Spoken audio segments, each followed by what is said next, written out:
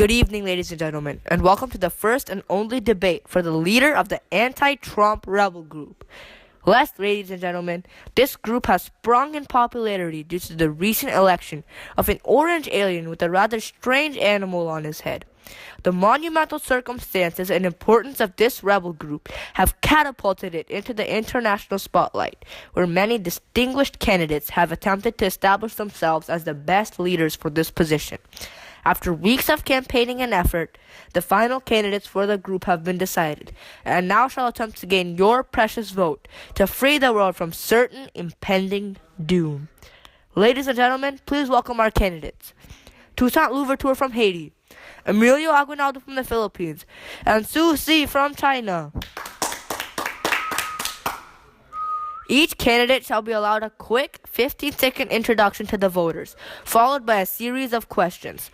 Mr. Louverture, you may begin. Hello, I'm Toussaint Louverture.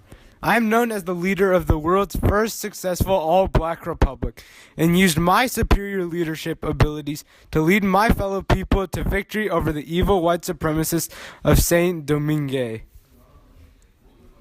Thank you, Mr. Louverture. And how about you, Mr. Aguinaldo? As many of you already know, I am the great Emilio Aguinaldo, powerful enough to strike down the oppressive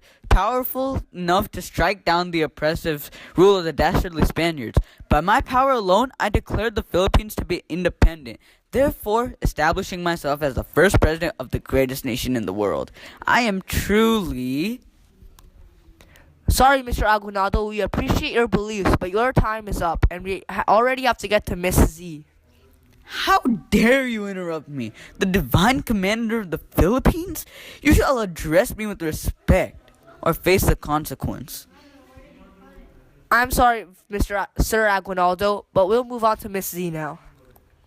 Thank you, Mr. Moderator, Mr. Aguinaldo, and Mr. Louverture, for allowing me this opportunity.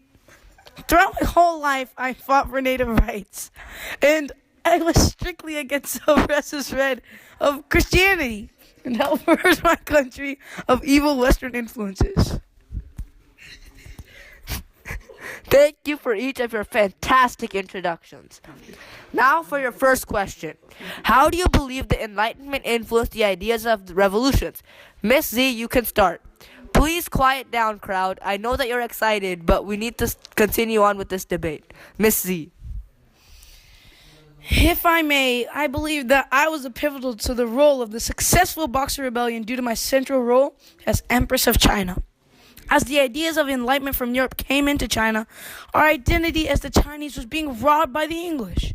For these reasons, we revolted against the terrible European foreigners in order to reclaim our identity. Thank you, Miss Z.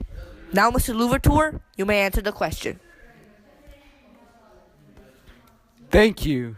Now, as most of you already know, I led my nation to victory over the evil white supremacists of the land, who went against the newfound ideas of the Enlightenment. France especially influenced our revolution through their ideas of liberty, equality, and fraternity, which emerged due to the Enlightenment. Thank you, Mr. Louverture. Now, Sir Aguinaldo, you may answer the question. Finally, the one smart person in this debate gets to answer the question. Well, I believe that our revolution was greatly influenced by the fantastic Suez Canal, which allowed us to access European nations and therefore expose us to ideas of the Enlightenment such as freedom and revolution. Thank you all for your great responses. Now we'll move on to the next and final question of the debate. Already? How? We only answered one question. We would have more questions, but Donald Trump has just released his cabinet members and made us realize the futility of this debate and the election of this position, as the world is going to end anyway. The final question is, how did discontent with imperialism lead to reform, and how did economic, gender, and political ideas change as a result of the revolutions? Mr. Louverture, you may start.